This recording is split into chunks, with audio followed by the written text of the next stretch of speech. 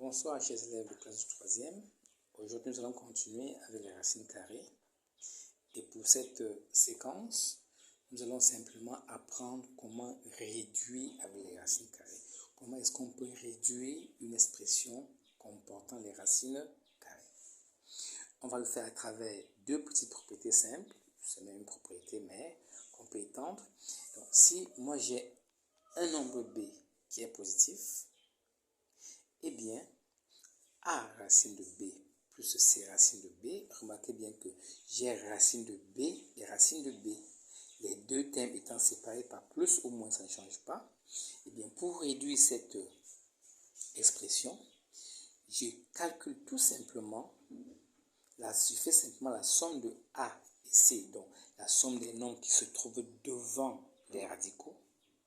Et à la fin de mon résultat, je garde la racine carrée pour dire que j'ai réduit les termes qui avaient racine de b dans l'écriture. Cela se comprend assez aisément par des exemples fort simples. On veut réduire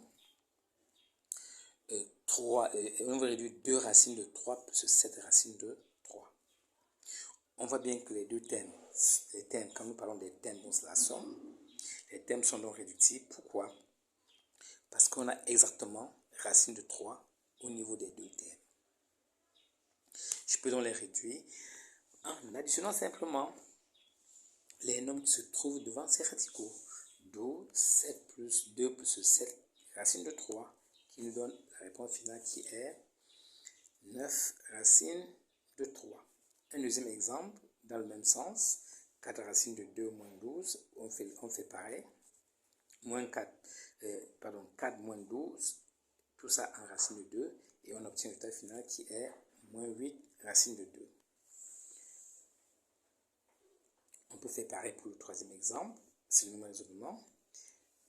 Je vais tout simplement réduire les termes qui sont devant les radicaux. Comme j'ai racine de 5 de part et d'autre, je peux réduire. Réduire, c'est calculer moins 7, moins 1. Attention ici, on ne mettra pas le moins 1, mais vous devez savoir que l'écriture moins racine de 5 veut exactement dire moins 1 racine de 5.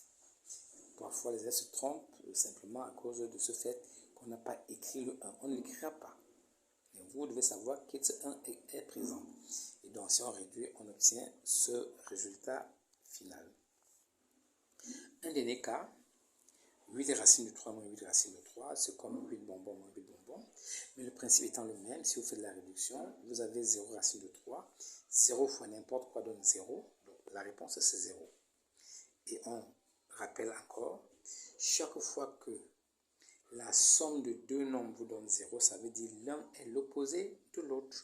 C'est pour ça qu'on a ici rappelé entre parenthèses, dans ce cas, 8 racines de 3 est l'opposé de moins 8 racines de 3.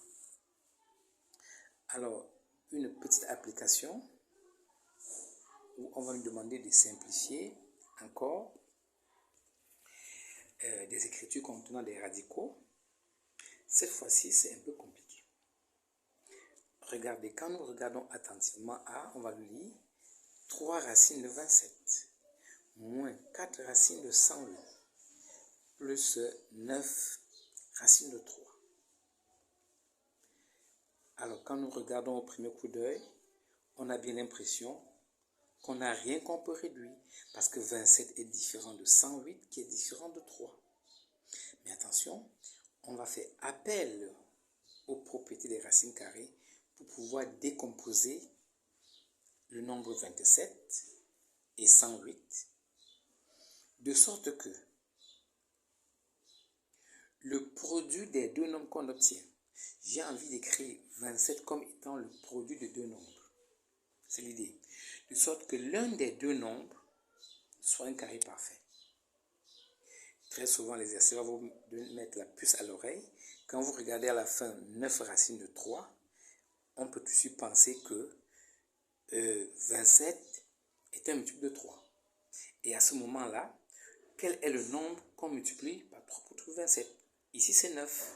Si ce nombre est un carré parfait, ça tombe bien. C'est ce que c'est l'idée. Il faudrait que parmi les deux facteurs du produit dont le résultat est 27, qu'on trouve un carré parfait. Ce raisonnement sur 27 est valable sur 108. Si vous le faites, vous voyez bien que 27 s'écrit 3 fois 9. Et 9, pourquoi est-ce que 9 est intéressant ici? Parce que 9 est un carré parfait. De la même façon, 108 s'écrit 36 fois 3. Et du coup, si nous écrivons avec cette décomposition, avec les racines de 3, ce n'est pas encore tout à fait terminé, on se rend compte que 3 racines de 9 fois racine de 3, nous avons appris que racine de A fois B, c'est racine de A fois racine de B. Donc, je peux bien écrire 3 racines de 9 fois racine de 3. Sauf que 3 racines de 9, je peux le calculer assez aisément parce que racine de 9, c'est 3. Et donc, 3 fois 3, d'où j'obtiens le 9 racine de 3. Le raisonnement est identique pour 36, qui après simplification, on obtient moins 24 racines de 3. Et le dernier terme avait racine de 3 dès le départ, donc on n'a pas eu besoin de le transformer, puisque dans l'écriture initiale, ce nombre était déjà simplifié. Et donc, à ce niveau, quand nous regardons la ligne à partir de la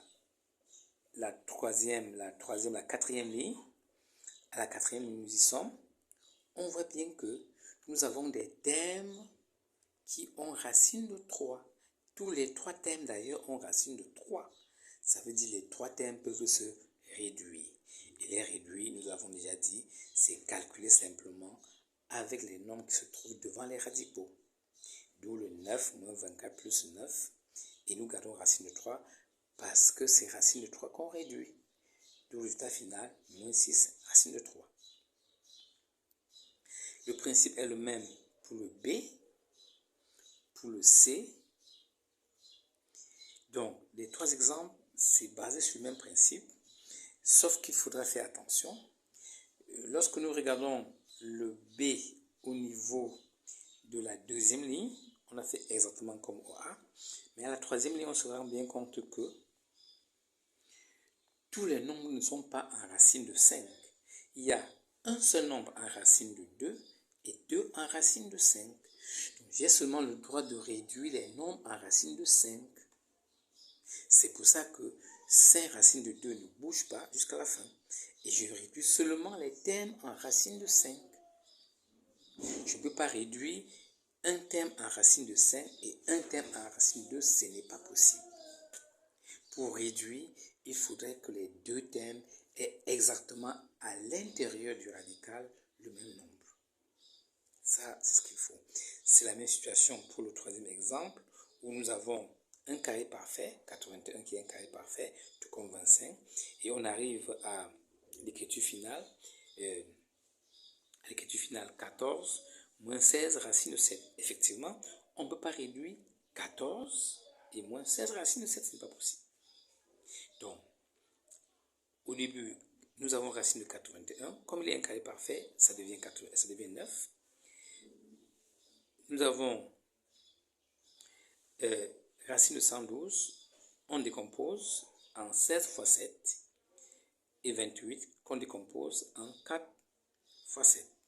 Dans cette décomposition, je précise, il faudrait chercher à ce que un des 2 facteurs, vous décomposez en 2 facteurs, de sorte qu'un des 2 facteurs soit un carré parfait. Les exercices seront donnés à dessin, de sorte que l'élève peut retrouver ça assez aisément. Et une fois que vous l'avez fait, il ne vous reste plus qu'à appliquer les propriétés et de réduire. Voilà, chers élèves, comment on réduit avec les racines carrées. Dans la prochaine vidéo, nous allons montrer comment développer et réduire avec les racines carrées. Merci pour votre attention et à la prochaine.